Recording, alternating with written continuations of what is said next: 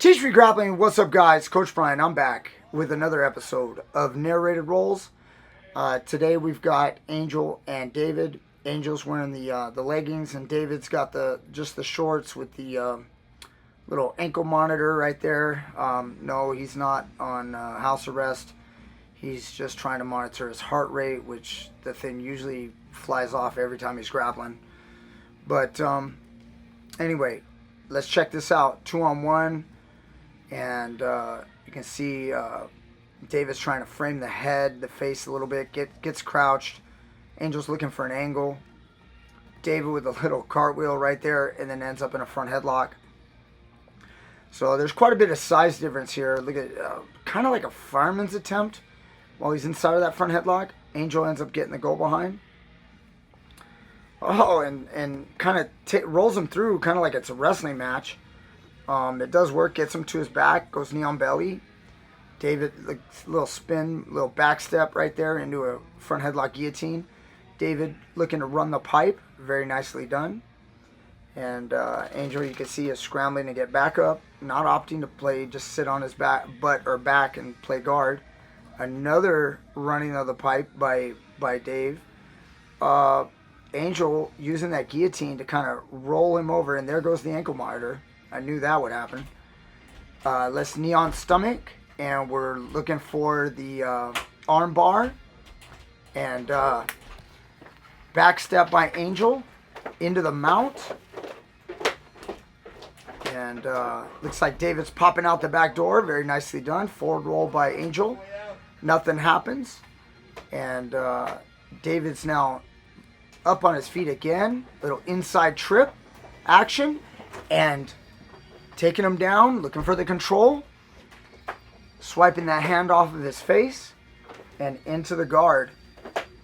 We got Z there sitting on the pads, kind of just watching, checking it out, as Angel hip escapes, pushing the face, and David ends up climbing right up into the mount.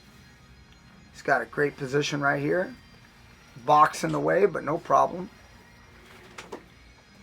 Little bumps by Angel. Ooh.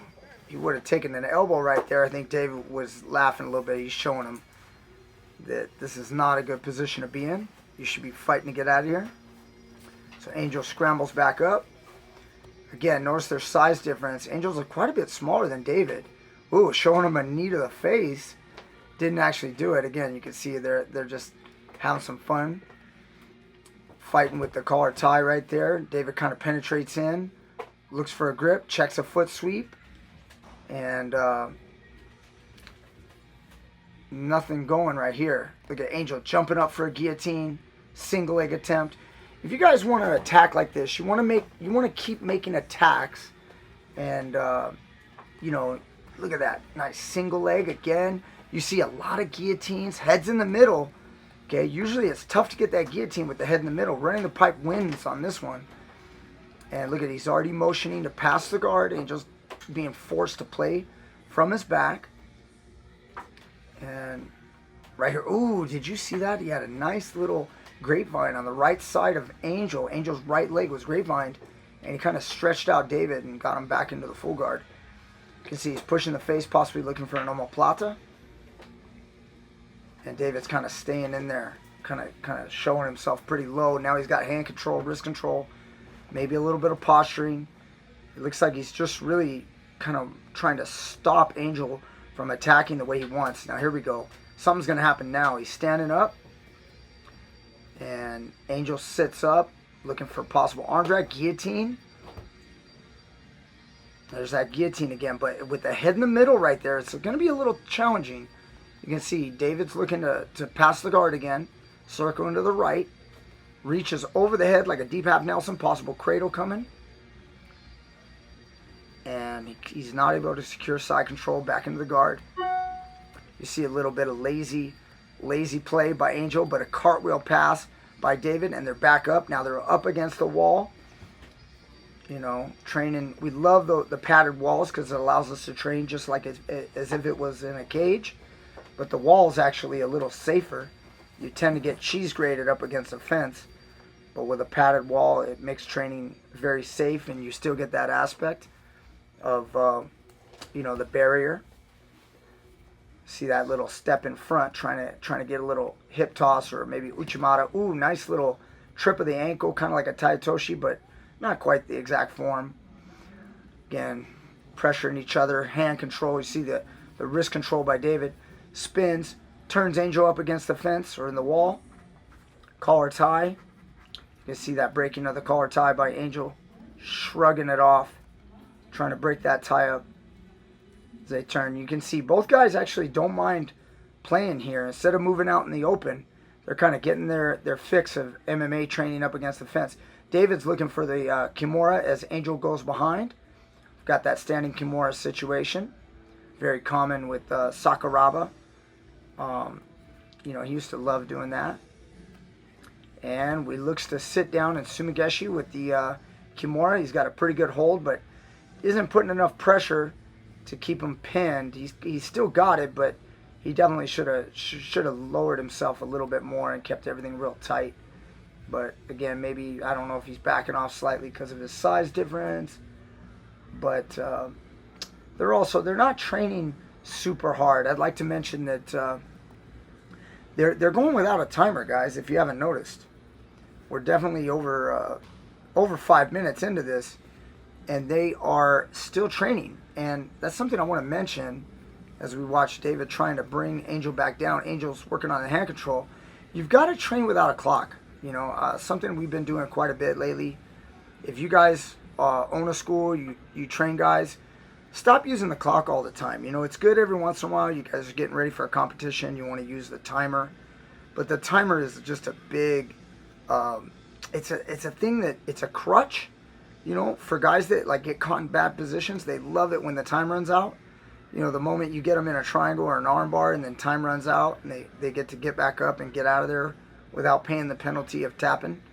That it's not good for them. And then, the moment you get tired, you're relying on that clock hitting 0 so you can get your water break and get a little breather before you switch partners.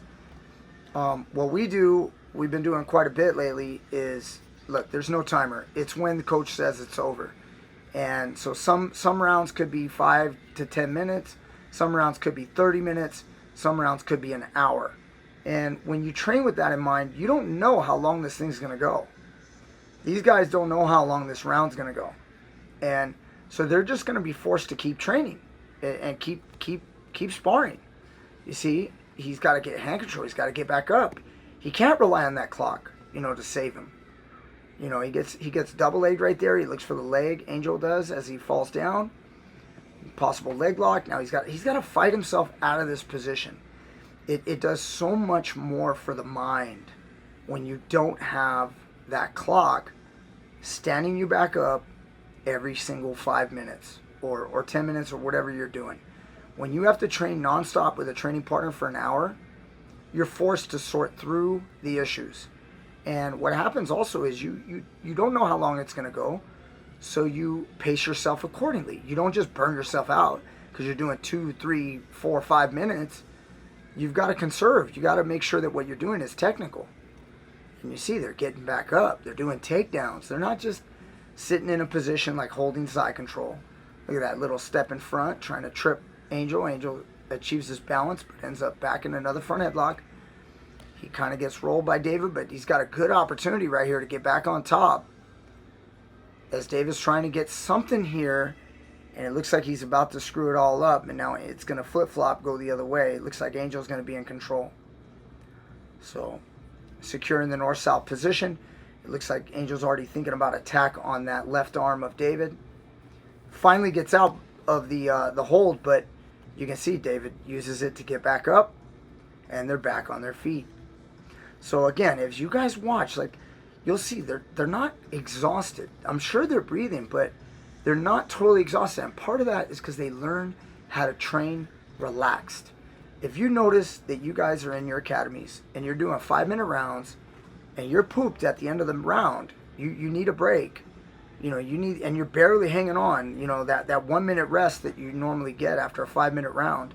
And you've got to go to a new partner and you want to sit out a round and you feel out of shape. Part of that is just because you're not doing this. You're training with that 5 minutes. Try training without a clock. And I promise you, you'll see a huge difference. Because you'll push the mental barrier and the physical barrier much, much more often. And you can see Angel's just kind of like, whatever, dude. What are you doing? You're holding me. That's nothing to me right now. I'm going to work my way back up. He's just waiting for the right opportunity as David's trying to stay tight. David's probably thinking mixed martial arts minded. He's trying to think about keeping this guy down up against the fence. Maybe look for some wrist controls. As you see, Angel's just kind of staying calm. Obviously, in a real fight, it wouldn't be as calm, but the only way to get ready for that is to go through these rounds over and over. Look at the wrist is tied behind the back.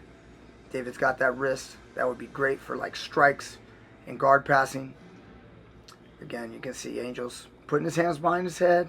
He's trying to show a little bit of, maybe a little mental gamesmanship as well. You could call it lazy, but he's also showing that, hey, you're not affecting me right now. I'm still here. So you can see David trying to pull those legs in as Angel's fighting to get back up. But he is fighting some weight. You know, David's got some serious size on Angel. And but they're not hurting each other. They're having a great workout. And this is what it's like, guys. Especially lately at PG, we haven't been using the clock. I suggest you try it. I really believe in this kind of training. I think that mentally you will get over so much when you train without the clock. Again, now the roles are reversed. Angel's trying to work on that Kimura, but you can see his wrist is being controlled. So it's going to be tough for him to get it unless there it is. He cleared the wrist, but now he doesn't have the lock yet. You got to watch the lift right here. A guy can really lift you and plant you on your face. So, ooh, he's got that Kimura. And now let's see if he can reverse the situation here. And they break away, and they're back at it. So this roll right here, guys, we actually we don't have the entire roll. I think they went for about 30 minutes on this one, so you're not going to get to see the end of it, but it's going to be ending shortly. But I hope you enjoyed this narrated rolls. You can see they're ended up in a nice little position right here, a little half octopus guard as David rotates back over. So I've been out for a little bit, guys. Been out for almost a week now, I believe. Haven't given you guys any content. Hope you enjoyed this one. And please comment down below. I'd love to talk more. I'm probably going to do a live in the not too distant future talking about this this method of no clock training. I'd love to talk more about it. So hope you guys enjoy. Please support us on Patreon, and make sure you like, share, subscribe, and please leave a comment. Love you guys. Thank you so much for watching. I don't know who won this, but we'll see you guys next time with more great stuff.